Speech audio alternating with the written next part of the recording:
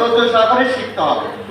আর এখানে অনেক ভাইয়ের আছেন বিদেশে গেছেন, 10-12 বছর, কেউ বেশিও আছেন, কিংবা কেউ হয়তো 2 বছর করে মাঝখানে গ্যাপ করছে, আবার ট্রেনিং এ সরকার বসায় দিচ্ছে।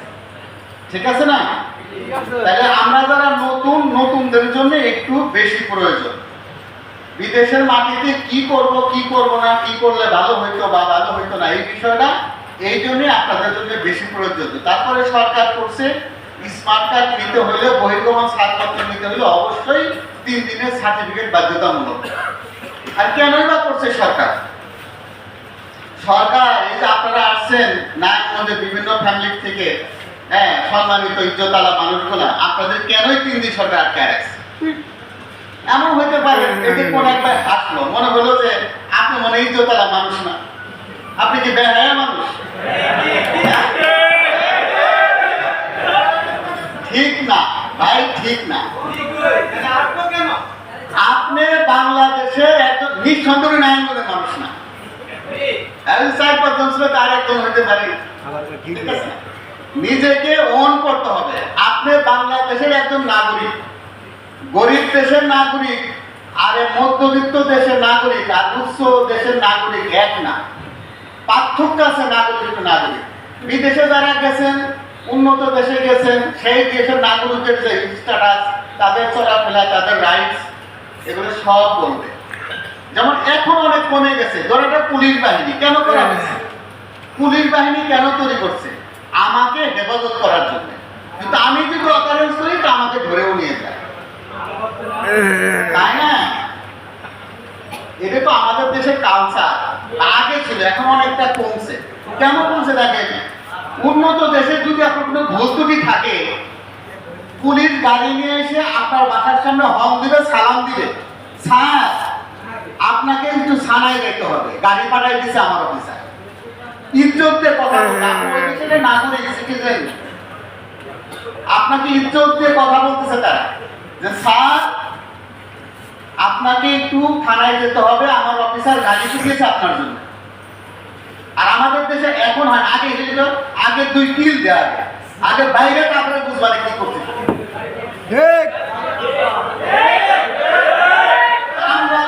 আমরা এই দেশের নাগরিক না।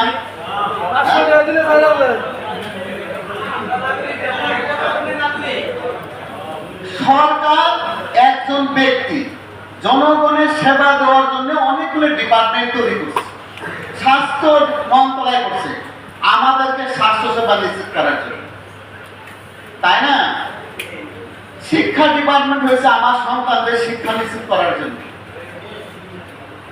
রাস্তাঘাট তৈরির জন্য গণপূর্ত মন্ত্রণালয় তৈরি করছে, সব আপনার সেবা দেওয়ার জন্য। ধরেন আপনার মেহের মধ্যে খুব কাছের মানুষ, গল্প করতেছেন, মেয়ে গেছে, জানেন ভাইজান আমি না 3-4টা জায়গায় কিনছি, ওই রোডে চিন্তা করছি ওইখানে আমি একটা বাড়ি করবো, এগুলো প্ল্যান করতেছি, বাইরে গল্প করে।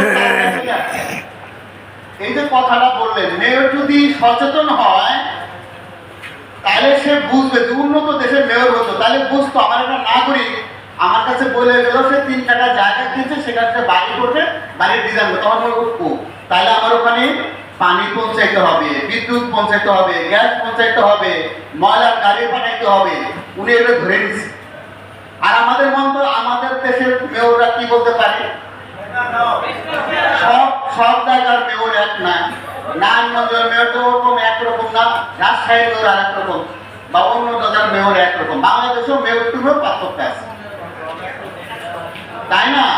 সেটা আপনি বলতে পারেন, কিন্তু এটা আপনি যে বলতে পারেন এটাও ঠিক না, এইটাও ঠিক না। এটা আমি পরে বলবো, এইটাই মুখে বের করার জন্য আমি প্রশ্নগুলো ছুটে দিচ্ছি।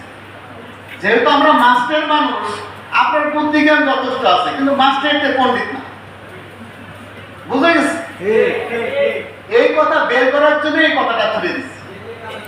এই যে মুখে বলে ফেললেন, এই বলারও ঝাল আছে, বলারও ঝাল আছে, আপনি বলা রাইট আছে, সেটাকে বুঝা গেছে?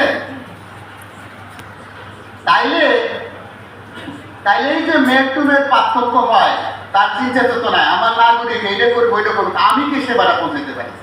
বাংলাদেশ সরকার, আপনি বিদেশ যাবেন, তার জন্য বাংলাদেশ সরকার 3 দিনের ট্রেনিং পেয়ে রাখছে। আপনি বিদেশ যাবেন আপনার টাকা দিয়ে, এটা সরকারি। আর আপনি কি মনে করেন সরকার যদি ব্যবস্থা না করে আপনি পাঠাইতে পারবেন?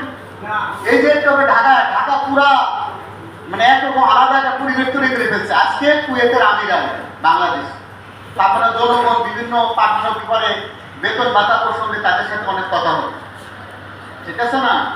এটা বিজনেস, সরকার বিজনেস। আপনি বিদেশে আপনি যদি কুয়েতে যাবেন, কুয়েত যদি বাংলাদেশের লোক কিনা আনা যাবেন কিনা, মাঝে মধ্যে বন্ধ করে দেয় না? তারপরে সরকার সেখানে আবার লিয়াজমেন্টের ব্যবসা বন্ধ হয়ে গেল, আবার আপনাদের পার্টনার তারা অন্য ধরে করছে। সরকার ভেবে চিন্তে দেখছে।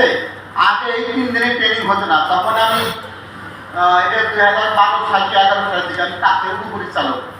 তখন আমি হংকংয়ে মহিলা প্রেরণ সংক্রান্ত প্রকল্পের পিডি হিসাবে কাজ করছি।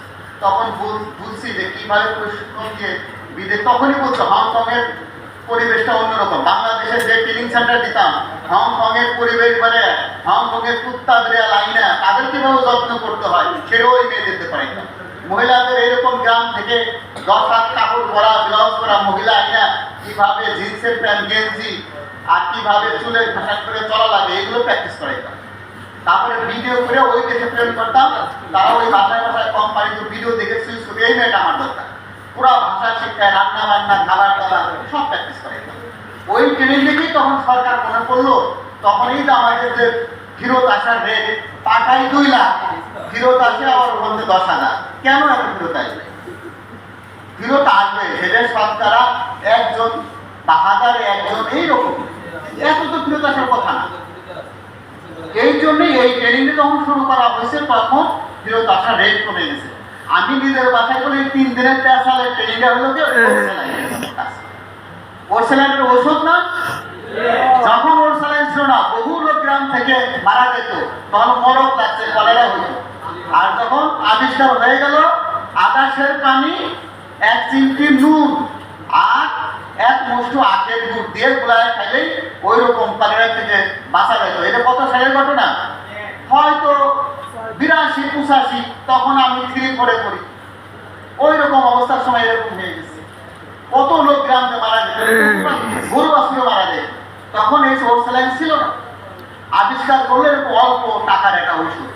আমাদের ধারণা এই যে ক্যান্সারের রোগী এরকম সামান্য একটা ওষুধ আবিষ্কার করে ফেলবে আল্লাহ তাআলা, একটা জ্ঞান দিয়ে দিবে কোনো মানুষ, এটা খাওয়া দেখ মানুষ মরে যাবে না, আর ক্যান্সার হবে না, বা ক্যান্সার জীবাণু নষ্ট হয়ে যাবে, ঠিক আছে না?